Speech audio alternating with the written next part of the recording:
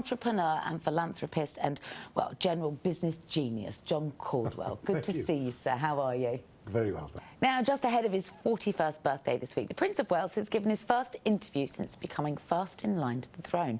He sat down with Royalbeat regular Roy Nika for the Sunday Times newspaper and revealed plans for a, quote, really big project due to launch later this month, which is designed to tackle homelessness, as well as his thoughts on exposing his own 3 children to the issue. So, John, with your huge experience as a philanthropist, what can William bring to this cause that nobody else could? How can he help in a way that nobody else can? Oh, I think they can have such a massive influence, because when you have a charitable drive like King Charles had and now Prince William, people will follow you. They follow you for the kudos, they follow you for the association, and they follow you for the cause. So it's very, very much easier for somebody like Prince William to really achieve huge things because they have the power and the influence of position. And so if he's got his heart really in this and really drives it forward, it could make a huge difference to Britain's homelessness. What he's talking about in this interview is acting as an umbrella. So he says there's no point, Centrepoint, which is one of the big charities, the first charity I think he believe he became a patron of. No point in them doing one thing over here and Crisis, another homeless charity, doing something over here.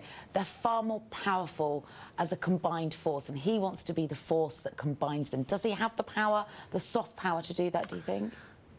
He does, but when you get all these various charities, you've often got a lot of egos and a lot of people with not necessarily self-interest, but interest in driving their own way forward and their own agenda.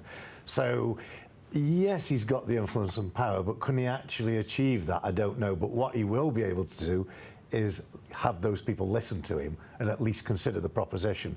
And it's absolutely right that if you combine, it's way better, because all of these various charities, no matter what they're doing, all have their own boards and all their own employees, and they're often competing with each other for the same amount of money. So all that you end up with is the same amount of money, but the overhead's through the roof. Yeah. So if you can consolidate the charities, put them under one roof, and make that one roof really effective and efficient, then the amount of benefit to society for every pound will go up enormously.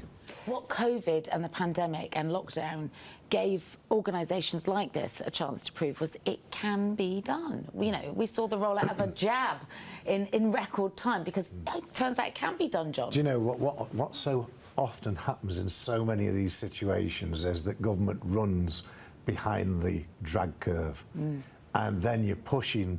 There's an analogy on this, because if Concorde flies, well, it doesn't anymore, but if it flies at 200 miles an hour, it uses 90% power. If it flies at 500 miles an hour, it uses 60 or 70% power. The analogy is that we have to put massive effort in to solving a problem that then saves us money in the long run. And a great example of that, perhaps not so much the homeless problem, but that's more of a social problem, that one of empathy for these poor people who are, for whatever reason, out on the streets. But a better example might be the charity that I've just founded, which is Caudwell Youth. And there we take young people who are at risk, and they're at risk from sexual abuse, at risk from criminality, from drug dealing, and so on and so forth. And we pile money into solving it with those young people, and each one gets a specific mentor. And up to yet, we've got an enormous benefit in terms of stopping repeat crime. But it costs money at the beginning. Now, if you do that, you save the government £500,000 a year later on for a criminalised youngster who's in care. Absolutely. And what we have to do in society in general, whether it's the royalty or whether it's individual enterprise, we have to put effort in right at the beginning to solve these problems. But of course it costs money, and how many problems do we have in society? You know, we've got 100 different issues, from the health service to education to young people. We've got so many issues to attack, And I think that's where charitable aims come in, and it's where somebody like Prince William can make a massive difference. And he's really alive to youth homelessness. He says, obviously, you know, he talks about driving his children to school and them having discussions in the car about the people that they may see asking for help and support outside supermarkets, for example. But he says, you know, the invisible homelessness is youth homelessness, the sofa surfers, those that don't have a regular fixed abode. And actually, when you look at the numbers, I mean, he's really across his stats here as well. He talks about, in terms of the economic benefit to bringing in the numbers of people that are homeless. Previously, when they've been able to achieve something like a result, I think the upshot was £150 million worth of injection into the economy to get these people back into work. It's massive. Of course, it's huge on an economic level. The human cost is a massive saving in human cost. But if you can rehabilitate that person, give them a sense of dignity again, and put them to work, it's just beneficial for the whole of society. It's a no-brainer. It is a no-brainer. They also talk about the fact that, you know, he says himself, I'm probably the least likely person you'd expect to champion this cause. He's a man with a huge property portfolio.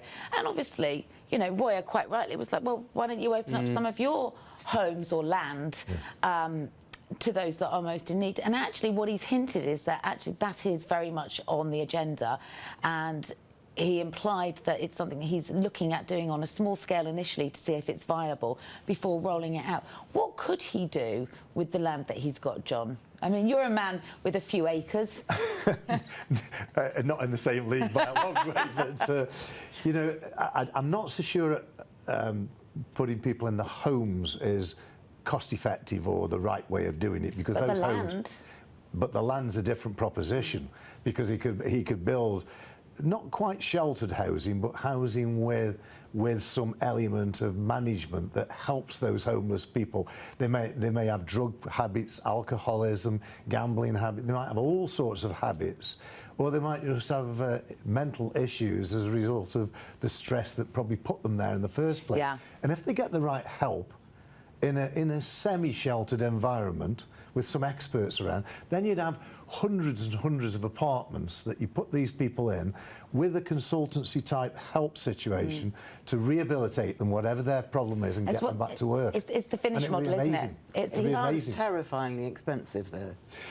That would not I be... know, I understand your argument. Short term, yeah. Yeah, but the land's there, so we can call that free because he's got, how much, 120,000 acres or something? But people are maybe a little more on than it. that, actually. But what he was talking about is that in Finland they do this, and the success rate is you house people first, then you unpick whatever problems they've got, be it mental health issues, addiction. Yeah. And he says, you know, short-term upfront investment for long-term gain. It's back to that drag curve again. Yeah. You know, you put the investment in now and you reap the rewards later. And in this case, you're reaping the rewards from a humanitarian point of view and an economic point of view. And so why wouldn't we put more effort in? And I think, you know, if he does this and it succeeds, it'll be amazing. A lot of people say, you know, when these pictures come out, people say, oh, is this an olive branch to Harry? I don't think it is. I think it's just a very nice, sweet picture of a father with his two sons.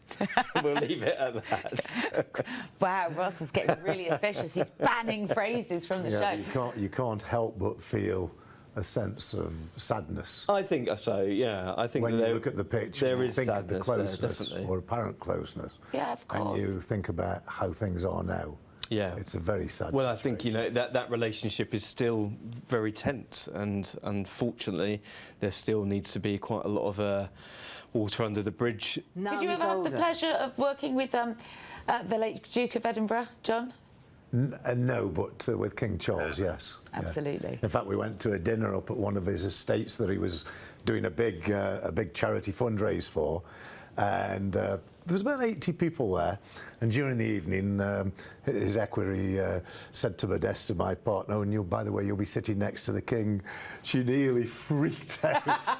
And I said, darling, you'll be okay, he's fine. He's just a human being, remember that. Yeah. And he's got very similar interests to us, so you'll be fine. And she had a great time sitting next to him, and they chatted most of the night. But, you know, I've always admired King Charles because he is outspoken and he stands for what he believes is right.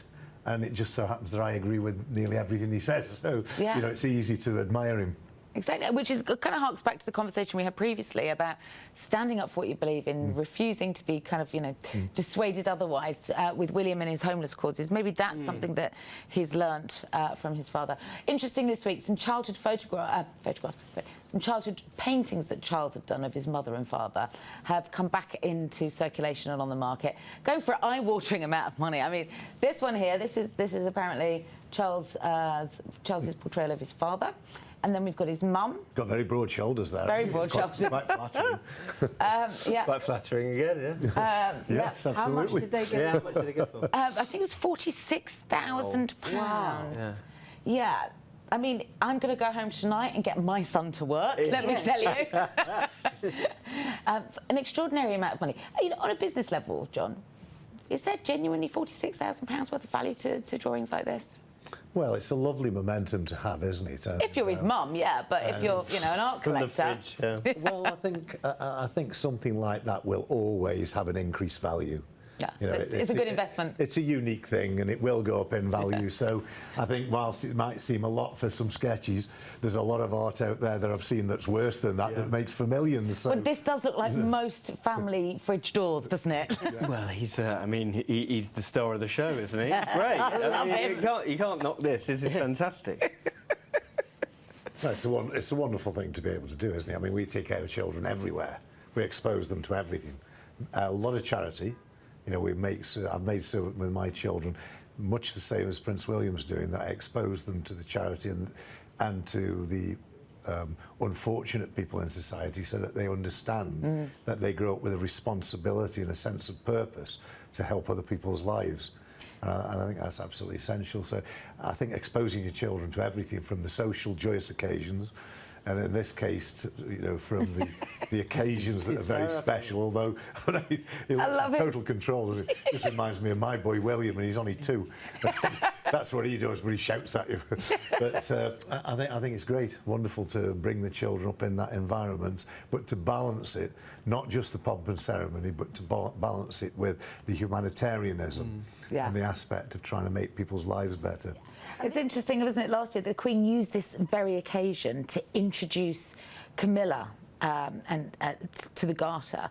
This was her way of saying, I approve of this woman. I want her to be your queen, and I want you to be okay with that. Well, hasn't she established herself magnificently, really? Because, she was so really despised by a lot of people, and understandably so. Yeah. But she's really, I think, risen to the challenge of Queen. Absolutely. And I for one, am delighted. And done it slowly. Delighted, yeah. Very, very gradually. Yeah. Not sort of rushing to try. Well, she couldn't, could she? Because she would have been alienated everybody. Yeah. They've played it very, very well to get her back, to get her into a position. I think there's a theme to today's show. It's the long game, isn't it?